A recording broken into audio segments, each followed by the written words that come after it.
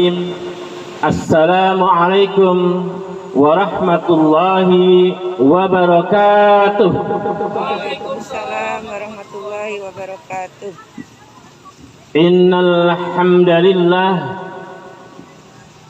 نحمده ونستعينه ونستغفره ونعوذ بالله من شرور أنفسنا ومن سيئات أعمالنا من يهد الله فلا مضل له ومن يضلل فلا هادي له أشهد أن لا إله إلا الله وحده لا شريك له وأشهد أن محمدا عبده ورسوله ولا نبي بعده.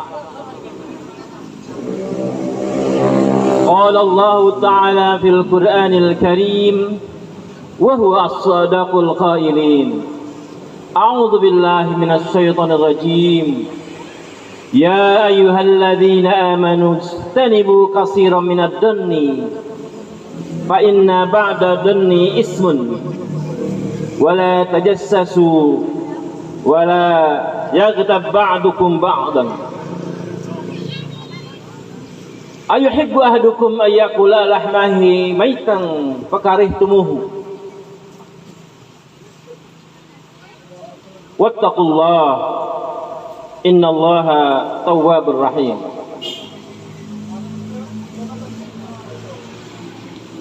Baik, kita bersyukur kepada Allah dengan mengucapkan Alhamdulillahirabbil alamin.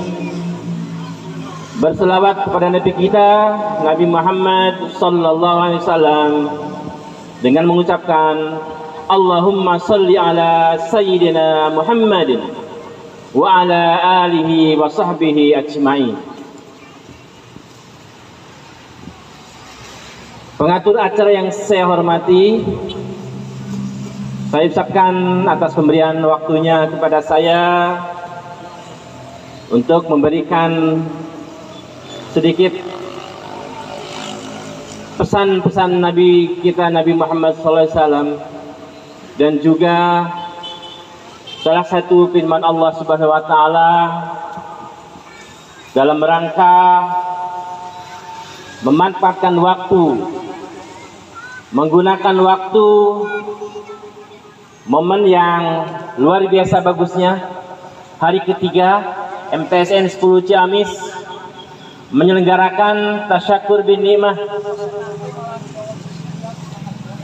dengan melakukan berbagai kegiatan, baik itu berupa pemberian takjil atau sedekah sesuai dengan nama bulan Ramadan, salah satunya adalah Syahrus Shadaqah. Kemudian ada pula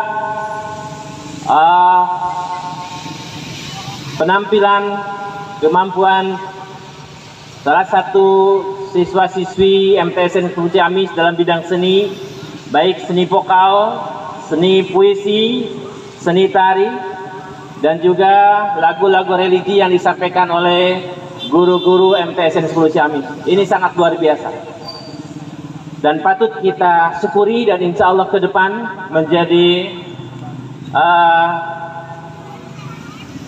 cermin untuk terus dilanjutkan dan ditingkatkan dalam penyelenggaraan ini. Hadirin wal hadirat yang saya hormati, kita akan kontrak waktu bahwa kita akan memulai dengan pembagian takjil pukul berapa, panitia? 5:30. Jadi kita hanya punya waktu kurang lebih ya 7 menit, dan kita namakan kultum, kuliah 7 menit, ya lumayan. Daripada hanya 3 menit, itu bisa dinamakan kutil, kuliah 3 menit. Baik, judulnya adalah, tolong diperhatikan, didengarkan baik-baik. Saya akan menyampaikan hal sangat luar biasa yang sangat penting, pesan dari baginda kita Rasulullah SAW, dan juga disampaikan oleh Allah Subhanahu wa taala untuk kita sebagai hambanya. Apa itu judulnya? Awas gibah. Apa judulnya? Awas gibah.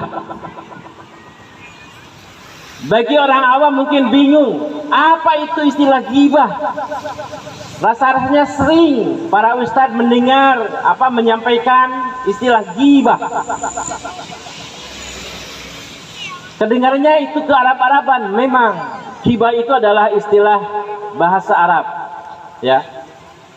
Dan satu tema yang singkat tetapi sangat penting untuk diperhatikan oleh semua umat Islam dalam kosakata gibah. Hadirin wal hadirat yang dimuliakan oleh Allah Subhanahu wa taala, kata gibah untuk bisa dipahami, mari kita lihat dari segi artinya. Dari etimologi, dari arti kosakata, mufradatnya adalah gibah itu diambil dari kata goba, yagibu, goib. Ya, mungkin sudah akrab di telinga kita istilah gaib, makhluk gaib, artinya makhluk yang tidak bisa dilihat atau tidak bisa terdeteksi keberadaannya. Oleh karena itu dari arti etimologi ini bahwa perbuatan gibah adalah membicarakan keburukan orang lain ketika orang tersebut tidak berada di antara orang yang membicarakannya. Secara istilah, ya, hadirin wal hadirat, gibah ini adalah ketika seorang muslim menceritakan keburukan, aib, kejelekan dari saudaranya. Tentunya ada yang mendengarkan kepada temannya, kepada orang lain. Dari sini Rasulullah SAW dan Allah memberikan bimbingan untuk kerukunan masyarakat, untuk stabilitas sosial, supaya tidak terjadi percekcokan, permusuhan, iri dengki, dengan melarang setiap muslim untuk melakukan perbuatan gibah ini. Perbuatan gibah tiada lain itu adalah menggunjing, ya, menggunjing saudara muslimnya, atau dalam istilah yang akrab di medsos ataupun di media elektronik, lebih kepada kegiatan apa itu, ya, bahkan sudah menjadi judul acara TV, ya.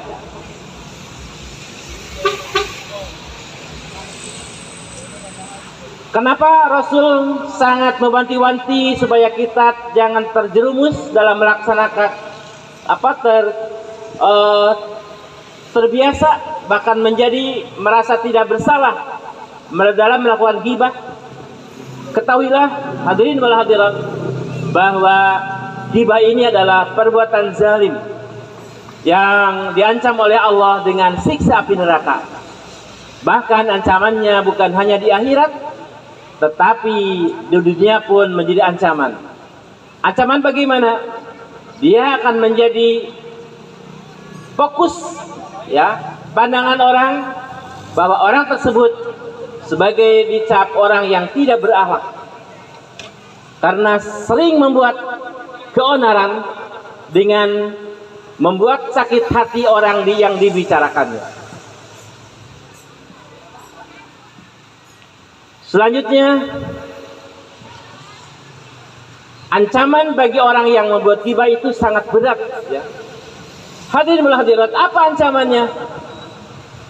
Ancamannya adalah siksa api neraka. Nauzubillahi min dzalik. Bahkan jika seseorang meninggal dunia dengan diterima taubatnya dari perbuatan ghibah, maka dia itu akan masuk ke surga paling akhir. Ya, jadi terbiasa berbuat ghibah tetapi diampuni oleh Allah karena ada usaha dari dia untuk memohon maaf kepada yang diguncingkannya. Jadi penghargaan bagi yang sudah bertaubat dengan kerja kerasnya, karena beda dengan perbuatan dosa yang lain. Dosa yang lain cukup bertaubat dan Allah ampuni. Sedangkan ghibah, Allah tidak akan mengampuni dosa ghibah sebelum orang yang diceritakannya, orang yang disakiti hatinya, orang yang mungkin fitnah juga ketika yang diceritakannya tidak benar. Meskipun benar, tetap perbuatan ghibah dilarang. Penghargaannya sangat sedikit, ya. Dia akan masuk surga paling akhir, ya. Sebaliknya, jika seseorang meninggal dunia dalam keadaan kebiasaan sehari-harinya, sering dia berghibah, bergunjing, ya, sampai meninggalnya tidak diampuni dari dosa ghibahnya, maka orang tersebut akan masuk di neraka paling pertama. Nauzubillahi min dzalik. Hadirin wal hadirat rahimakumullah. Ini adalah nasihat untuk diri saya sendiri dan mudah-mudahan untuk hadirin wal hadirat semuanya. Tentunya hadirin wal hadirat penasaran, ya. Karena tidak mungkin, ya, barangkali mungkin tidak sadar. Kadang sifat manusia itu kadang lengah. Dalam hidup ini mungkin 1, 2, 3 yang berusaha untuk menjaga ghibah tetap saja terjerumus kepada perbuatan ghibah meskipun tidak dia rencanakan, tidak dia menjadi kebiasaan yang sangat sering dilakukan. Tentunya kita ingin terlepas, ya, karena sangat beratnya azab tadi, dan bahkan bukan hanya di akhirat tapi di dunia juga. Kita akan dikucil, orang yang berbuat ghibah akan dikucilkan, ya, akan tidak disenangi oleh banyak orang, dan sangat tidak enak, tidak nyaman ketika seorang muslim dikucilkan oleh muslim yang lainnya karena ketajaman lidahnya yang melukai hati saudaranya. Oleh karena itu, hadirin wal hadirat, mungkin ingin tahu ada kunci apa yang supaya kita terhindar dari dosa ghibah, ya. Ada 3 paling sedikit untuk kita terhindar dari dosa ghibah. Pertama apa? Yang pertama adalah sering kita untuk mengikuti ta'lim, mengikuti pengajian rutinan bulanan, peringatan-peringatan hari besar Islam, karena di sana kita akan mendengarkan pencerahan. Mungkin salah satunya akan dibahas tentang bahayanya ghibah secara berulang-ulang, dan kita akan terus diingatkan dan ingatkan. Yang kedua, dengan sering membaca Al-Quran, berikut tafsirannya, dan insya Allah banyak ayat dari Al-Quran yang akan menjelaskan, mengingatkan kita bahwa kita harus menjauh dan harus berusaha keras untuk terhindar dari perbuatan ghibah dalam kehidupan sehari-hari. Yang ketiga, karena ghibah ini adalah hubungan sosial, tentunya seseorang ghibah itu tidak akan ngomong sendiri, ya, ngomong sendiri. Kalau ngomong sendiri pidato, mending ada mustaminya. Sendiri nggak ada yang ngomong, pasti ghibah itu ada yang mendengarkan. Nah, ketika kita mendengarkan orang mulai, ya, menceritakan kejelekan orang lain, maka kita berusaha diam dan tidak boleh kepo, ya. Kalau kepo malah terus berlanjut ghibahnya. Dan yang keempat adalah kita harus berusaha untuk selalu berdoa kepada Allah supaya terhindar dari perbuatan akhlak yang tercela, di antaranya ghibah. Demikian, mudah-mudahan Allah Subhanahu wa taala memberikan hidayah kepada kita. Setelah kita tahu bahaya ghibah bagi diri sendiri, bagi masyarakat, bagi kaum muslimin, dan juga perbuatan ghibah ini perlu untuk kita hindari untuk kerukunan hidup bermasyarakat, untuk kerapi-hepehannya dalam pergaulan. Mudah-mudahan Allah setelah memberikan ilmu tentang ghibah kepada kita semua, Allah berikan hidayah kepada kita untuk bisa menghindari diri kita dari perbuatan ghibah. Amin ya rabbal alamin. Billahi taufiq wal hidayah. Assalamualaikum warahmatullahi wabarakatuh.